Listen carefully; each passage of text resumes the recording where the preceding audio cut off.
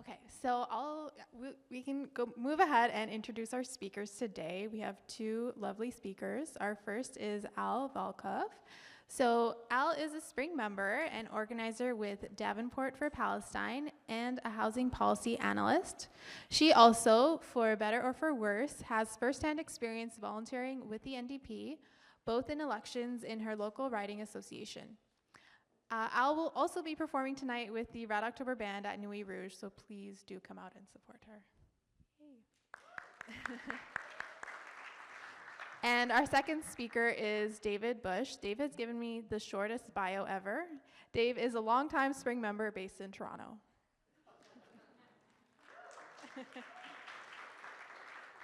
Okay, so before I hand it over to them, I'll just explain how the meeting is going to work. The speakers will go first for a total of about 30 minutes, and then we will open it up to the audience for questions and comments, and they will respond to your comments at the end in their concluding remarks.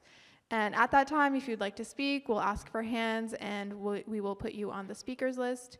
We will be using an equity speakers list, which means I may not call on you in the order you raise your hands, but we will try our best to prioritize Indigenous, Black, comrades of color, women, and first-time speakers. Questions and comments are welcome, but we do ask folks to keep your contributions to around 3 minutes, just to allow more folks to contribute. And then finally, we do encourage you to post to social media throughout the conference, share your thoughts, experiences. You can use the hashtag RedOctober2025, and you can tag Spring on all platforms using the tag @SpringMag.ca.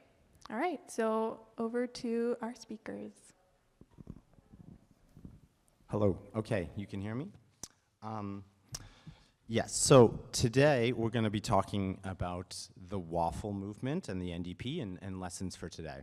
And I'm going to talk a little about the sort of context which gave birth to the Waffle, and then Al's going to go through a little of the history of the Waffle, and then we're going to talk about how the Waffle kind of was purged and dispersed, and some key takeaways that we think might be a bit relevant. And you know, a lot of, I think, socialists who are of a younger generation, you know, don't really know much about the Waffle, even though like it is still, I think, a very significant thing that happened on the left here. So from 1969 to 1974, the Waffle became the leading political expression of the New Left in Canada. It sought to radicalize the NDP with a socialist vision and imbue it with an activist orientation. Its vision of socialism was linked to an analysis of economic nationalism that sought to tap into a burgeoning left-wing critique of American imperialism. The Waffle still stands today as the greatest single internal political fight faced by either the NDP or the CCF. While the Waffle itself was purged from the NDP and ultimately faded under its own contradictions, its impact on the Canadian left looms large. The left nationalism expressed was eventually adopted by the trade union movement and the NDP and is reflected in today's elbows up sentiment. With the NDP in a full-blown crisis, its worst election result, NDP or CCF, combined ever in its 93-year history, there's a lot of introspection by party members and the wider left about the future of social democracy in Canada. No less important is the emergence of economic nationalism in the political limelight in the wake of Trump's trade wars. There's much that socialists and the left can learn from the rise and fall of the Waffle movement about how we should navigate these issues. So before we talk about the Waffle itself, we have to understand the context in which it was born. The dominance of the United States as a global superpower at the end of World War II accelerated the trend towards economic integration between the US and Canada, and, importantly, away from the UK. So in 1956, 68% of Canada's oil industry and 50% of its manufacturing were American-owned. By 1967, American companies owned 88% of Canada's oil industry. The 1965 US-Canada Auto Pact removing tariffs on auto parts was the most notable sign of this continental integration. And this integration was not without its critics. The 1956 pipeline debate, which led to the defeat of the St. Laurent's Liberal government by Diefenbaker, opened a conversation about the role of the US influence in the Canadian economy. Through the 1960s, there were a number of popular studies and books about the rise of US economic influence in Canada. Most notably, George Grant's Lament for a Nation, The Defeat of Canadian Nationalism in 1965, and Carrie Levitt's Silent Surrender. In 1967, the federal government commissioned the Task Force on Foreign Ownership and the Structure of Canadian Investment to analyze the impact of foreign control on the Canadian economy and to recommend policies to increase Canadian ownership. This task force was chaired by none other than Mel Watkins, who you will come to know as one of the future founders of the Waffle. The 1960s was a time of burgeoning social movements, inspired first and foremost by the US Civil Rights Movement, especially its radical wing, the Student Nonviolent Coordinating Committee, and the nascent anti-war movement at the beginning of the 60s, which grew into a mass movement. Student organizations in the US, like the Students for a Democratic Society, gave an organizational voice to the growing layer of radicalized youth. In Canada, organizations like the Student Union for Peace Action, or SUPA, the Company of Young Canadians, Canadian Union of Students, were inspired by the growing student radicalism in the US and internationally, and shared with them a radical critique of American imperialism. And the anti-war movement in Canada helped to transform mass consciousness among layers of young people and open the door to anti-imperialist and anti-American sentiment. By the late 60s, the feminist movement was undergoing a resurgence. Likewise, the Black Power movement was inspiring a new generation of Black activists in Canada. And in Quebec, the Quiet Revolution, a period of social struggle and burgeoning national consciousness, animated a left-wing challenge to entrench power in that province. While the dominant narrative of the 1960s is about cultural upheaval and student radicalism, I think it's important to note, in Canada, the most significant aspect of the 1960s is actually the rise of worker militancy. The 1960s saw a red-hot economy in Canada, where we had the fastest growing workforce in the OECD. Young workers were entering the workforce at a record pace and expressing dissatisfaction with the status quo, bringing their radical ideas. And they were expressing that through workplace action. The 1960s saw a record number of strikes, and roughly a third of every single strike or workplace action in the 1960s was an illegal workplace stoppage. It's unheard of. We get really excited when we see a wildcat every couple of years. We're talking about, in that decade, a third of all strikes were a wildcat strike or an illegal strike. High-profile illegal and wildcat strikes, like the postal workers' strike in 1965 and the Stelco strike in Hamilton in 1966, were reflective of the hundreds of wildcats and workplace actions that dotted the factory floors across the country. While many of these fights were over wages, many others were about control and frustration with union leaders who failed to act. As the 1968 Royal Commission on Labor Relations put it, the fact that worker dissatisfaction sometimes runs as deeply against the union and collective bargaining as against the management is reflected in the rebellion of union members against their leaders. The formation of the NDP in 1961 out of the fledgling CCF and the newly formed Canadian Labour Congress was supposed to herald a new dawn in labor politics in Canada. However, the NDP struggled to make major electoral advances throughout the 1960s. There were 4 federal elections between 1962 and 1969, and those drained the NDP coffers and showed only middling results for the new party. The CCF NDP Saskatchewan government was defeated in 1964, and the NDP was without any electoral breakthrough until the 1969 Manitoba election. Tommy Douglas, the leader from Saskatchewan, who became the federal leader, the first federal leader of the NDP, helped the party survive, but it was also clear the party was unable to connect with the growing combativity of workers and the rising social movements of the 60s. Thanks, Dave. So I'm going to take us through a timeline of the Waffle from its emergence to its active years, to its eventual expulsion from the NDP and its sort of dispersion thereafter. So the Waffle movement emerged initially from a series of informal meetings among left-wing intellectuals and activists starting in April 1969. As Dave alluded to, Mel Watkins was one of the leaders along with James Laxer, or rather they became some of the most prominent figures in the movement.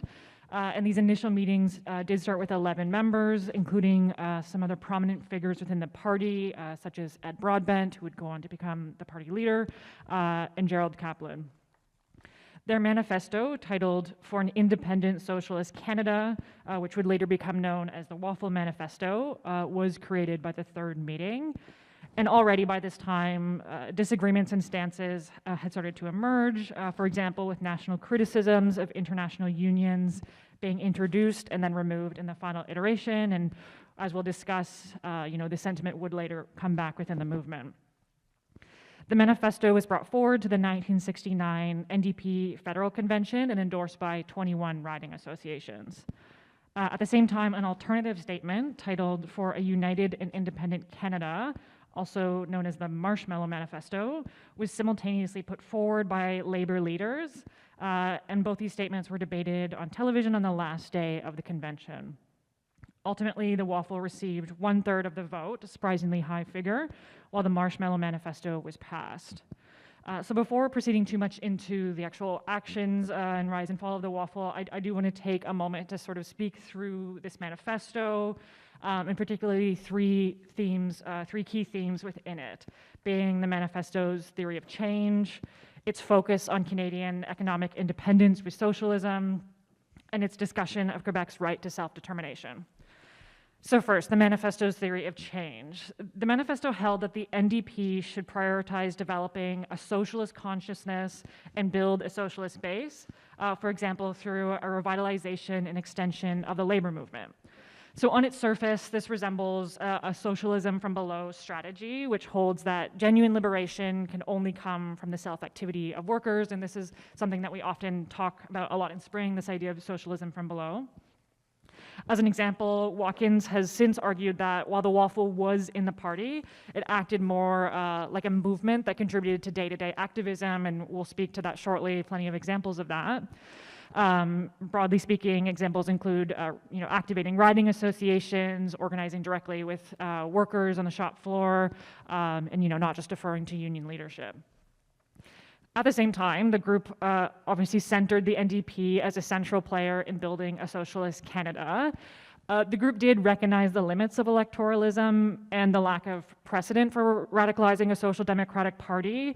However, the manifesto held that the NDP was the appropriate vehicle to mobilize the social and political movements necessary in order to build for an independent socialist Canada.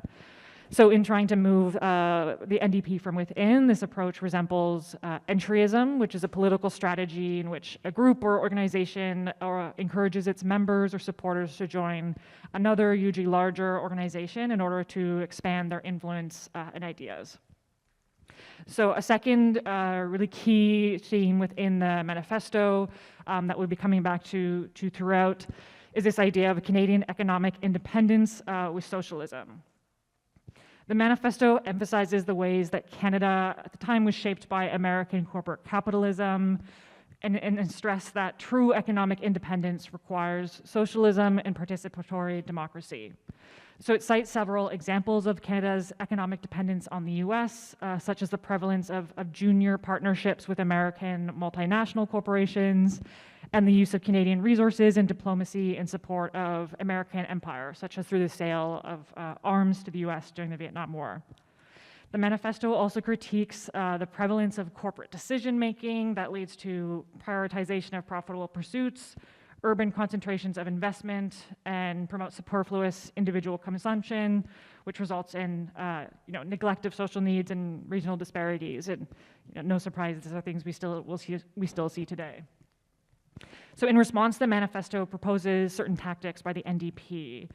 It proposed taking advantage of Canadian nationalism to the extent that it is anti-imperialist and against US hegemony. And I just want to pause here to kind of emphasize this point because we'll be coming back to it, this idea of sort of, taking advantage of sort of nationalist rhetoric. Secondly, it pushes for democratic control of industry, institutions, and communities, such as by building the labor movement, supporting tenants, unions, and cooperatives, and of course by calling for public control and nationalization of key economic drivers, such as essential resources, financing credit, and other strategic industries. Lastly, a major theme within the manifesto was its stance on Quebec's right to self-determination. The manifesto calls upon the NDP to acknowledge the existence of two nations, Quebec and English Canada, who have a shared struggle. It emphasizes this idea of two nations, one struggle, and calls upon socialists in English Canada to ally themselves with socialists in Quebec. So while the group's initial strategy beyond the manifesto was not clearly spelled out, its early focus was generally on building an anti-imperialist movement and fighting for an independent socialist Canada through the transformation of three potential allies, the NDP, the labor movement, and the student movement. So we've already spoken a bit about their stance on moving the NDP. However, the group also sought a revitalization of the labor movement through a major takeover by rank-and-file workers of the labor bureaucracies. And they identified a need for what they called the de-Americanization of the student movement and called upon Canadian students to come to terms with Canadian issues and radical traditions rather than simply tagging along with movements in the US. So I'm not going to take us through some of the Waffle's sort of active years and some of the examples of the way they were active across Canada. So after the October 1969 federal NDP convention, where the manifesto was brought forward, local Waffle groups began to self-organize across the country. A national Waffle newsletter was organized, and its subscription rose rapidly over the course of the next 2 years. By 1970, the Waffle had set up provincial councils, which became the locus for pushing provincial resolutions, and local Waffle groups were organizing events across the country. One notable event was the high-profile Toronto Teach-In in March of 1970 on the Americanization of Canada, which attracted over 800 attendees. Also, while the Waffle manifesto itself failed to mention women's issues at all, in practice, activists in the Waffle set up a women's caucus, which began to push both the Waffle and the party on abortion rights, equal pay, universal childcare, and party representation. And Waffle activists participated in the 1970 abortion caravan. And of course, as we'd like to continually emphasize throughout this talk, a central part of the Waffle's history was its involvement and contributions to labor militancy. It was the Waffle's connection with militant trade unionists that started to show its power and irk the NDP and trade union leaders. So as a key example, in March of 1970, the local Waffle group in Toronto started supporting 600 workers at the Dunlop tire plant, which was organized with the United Rubber Workers of America and who were fighting a plant closure. NDP and trade union leaders had actually concluded that the plant could not be saved, and it was just a question over the amount of severance. Whereas the Waffle members wanted to support more militant actions. Wafflers helped set up a newspaper for the strikers, circulated a petition collecting over 30,000 signatures, and organized demonstrations. The Waffle was successful at building a campaign and drawing rank-and-file NDPers into active solidarity with the workers. But this campaign exposed a real rift between the Waffle and the party leaders. Ultimately, the plant shuttered in May of that year. Also, beyond their own initiatives, the Waffle movement inspired further actions, such as the Waffle-inspired group called the Pancake, which intervened at the 1970 Canadian Labour Congress convention, pushing politics similar to that of the Waffle. And of course, given its basis in the NDP, the Waffle was also active in electoralism. In April of 1971, James Laxer ran as the Waffle candidate for the leadership of the Federal Party against David Lewis, who was the establishment candidate at the time. Key to this campaign was the Waffle support for Quebec's right to self-determination. And of course, the centrist NDPers and trade union leaders were not unprepared, having organized their own faction titled NDP Now, which became the locus of opposition to the Waffle. Ultimately, Laxer was the runner-up behind Lewis, receiving nearly 40% of votes on the fourth ballot, and even placing above future leader Ed Broadbent. The Waffle movement also ran candidates in the 1971 Ontario provincial election.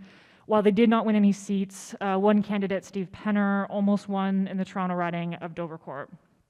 That same election, the Ontario NDP lost a seat, while Bill Davis's Progressive Conservatives increased their party's majority, contributing further to growing frustrations and a lack of momentum within the NDP. So I'm going to talk just a little bit about sort of the downfall and expulsion from the NDP before handing it back to Dave to talk about the lasting legacy and impacts. So as the Waffle continued to work directly along union members, tensions continued to grow within the labor bureaucracy. The influx of worker militants into the Waffle in 1970 and 71 meant that local Waffle groups were connected to rank and file groups within workplaces. A prominent example of the Waffle's engagement with militant struggles includes their involvement with striking Tex-Pack workers in Brantford. These workers, members of Canadian Textile and Chemical Union, or CTCU, Local 520, went on strike in 1971, and Wafflers played an important role in building solidarity with these workers. The CTCU was part of an upstart left-wing nationalist labor federation called the Council of Canadian Unions, which was started in 1969. Canadian Labour Congress-affiliated unions and labor councils refused to help the workers, and some unions were even raiding the CTCU in other locations, weakening the strike. Wafflers were furious at the lack of solidarity by the labor leaders, and leaders were angry that the Waffle was pushing local NDPers to support a union outside the House of Labour. Wafflers even brought the issue to the convention floor of the OFL in 1971, further angering affiliate leaders.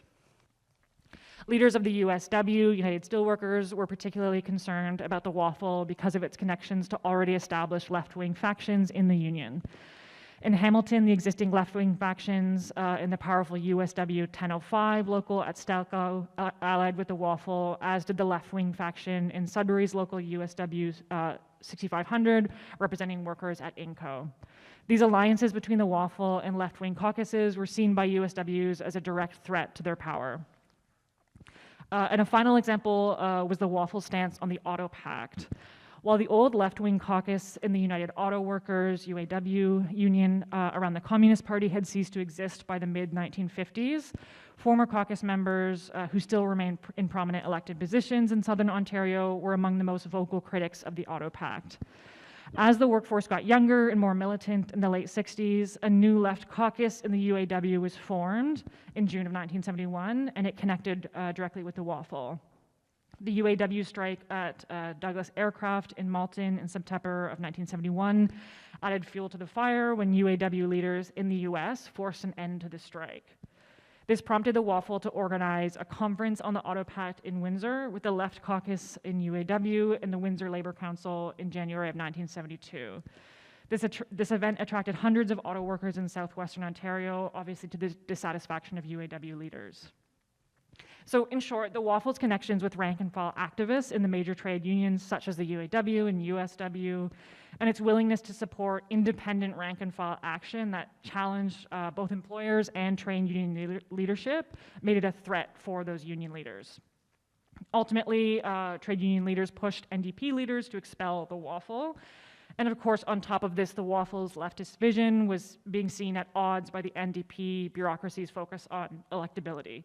So for example, Stephen Lewis, the Ontario NDP leader, was vehement in his identification of the Waffle as an encumbrance around his neck.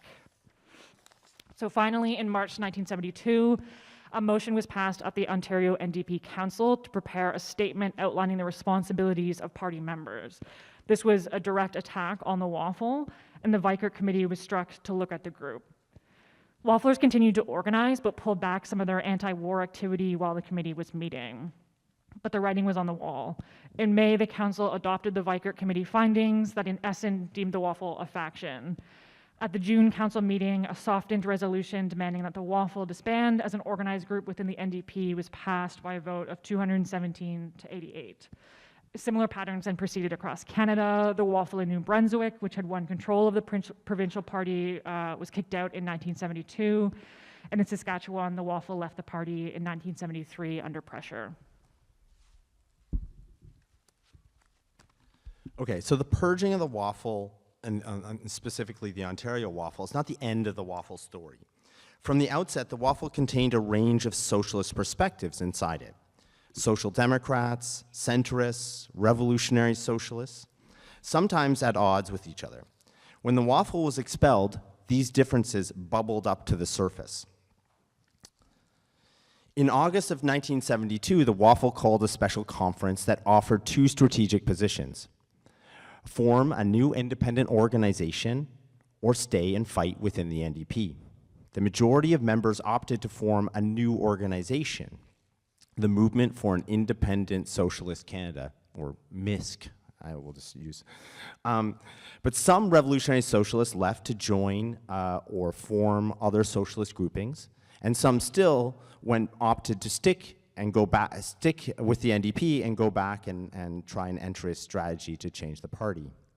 In Toronto, in December of 1972, the Ontario Waffle, the MISC or whatever, held a convention where the need for a radical left, where there was a need for a radical left.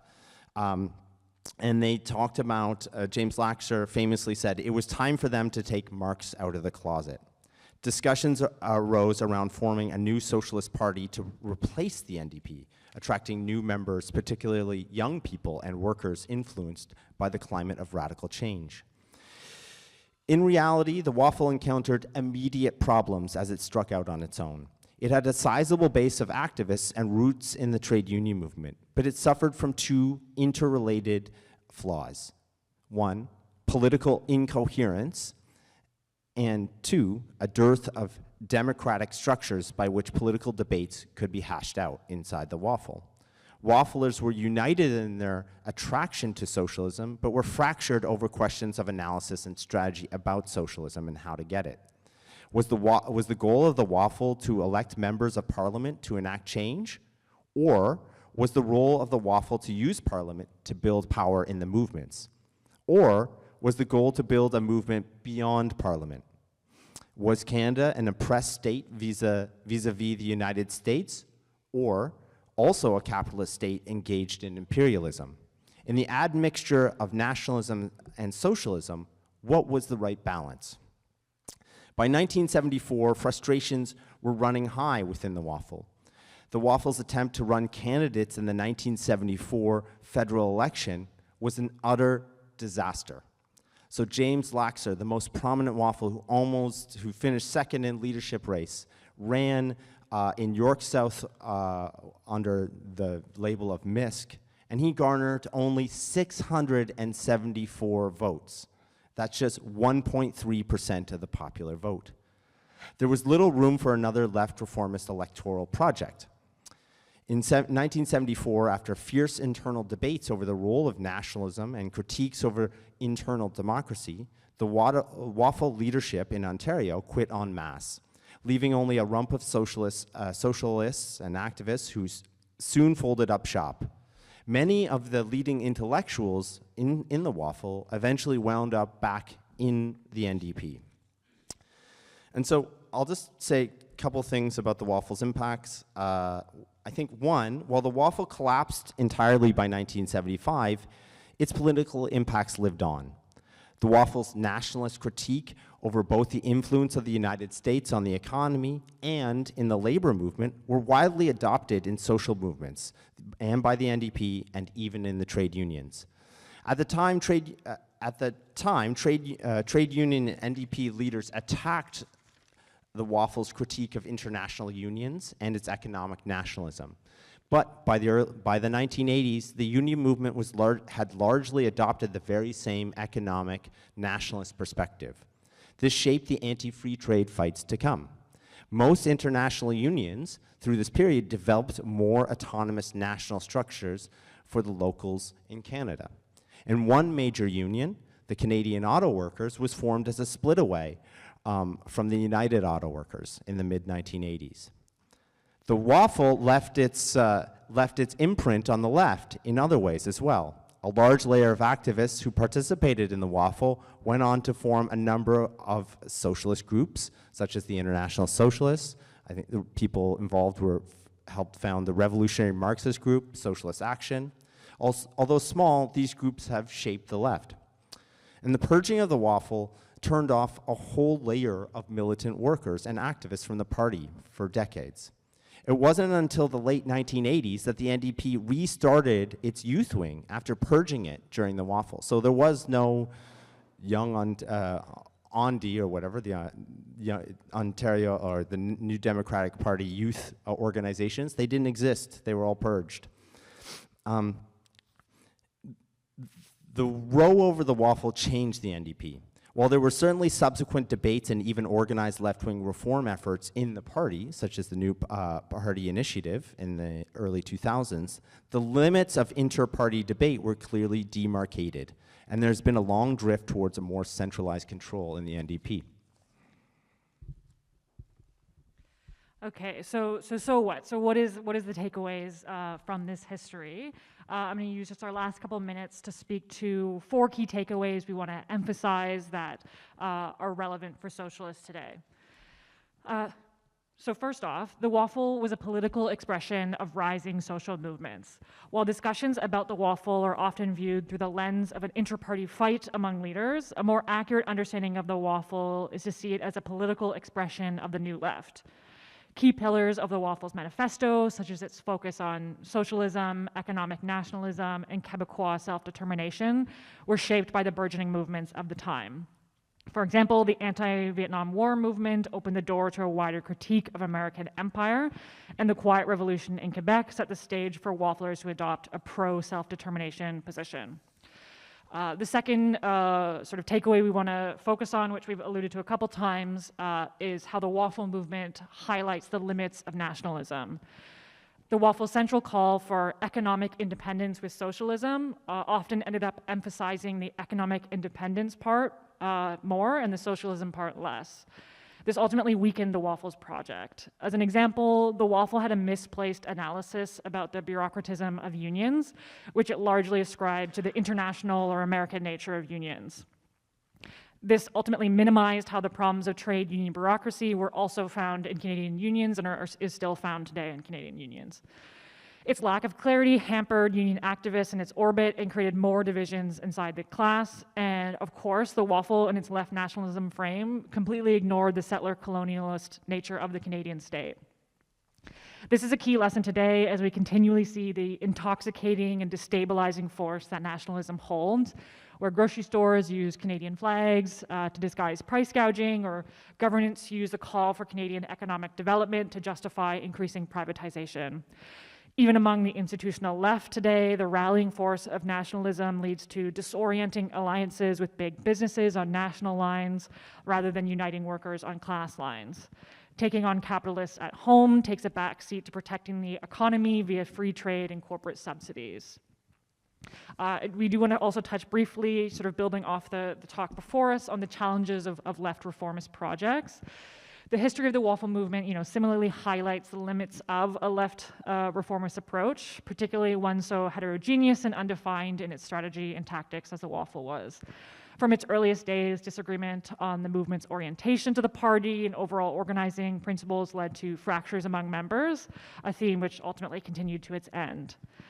As noted, while the movement did take a multi-pronged approach that did include organizing outside the party, they ultimately felt the NDP's basis in social democracy was the appropriate place from which to build towards a socialist Canada.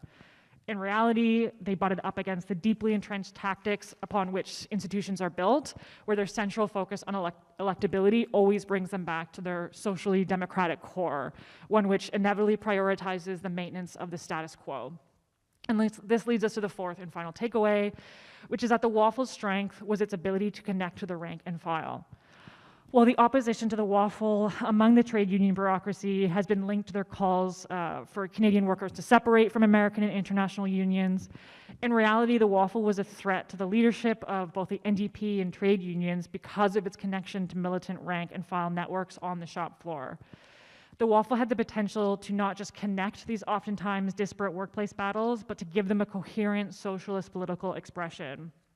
As we often talk about in Spring, the existence of unions alone is not enough to build towards meaningful challenge, particularly when you consider the conservatizing force of the labor bureaucracy, which tends towards labor peace and institutional stability over militancy.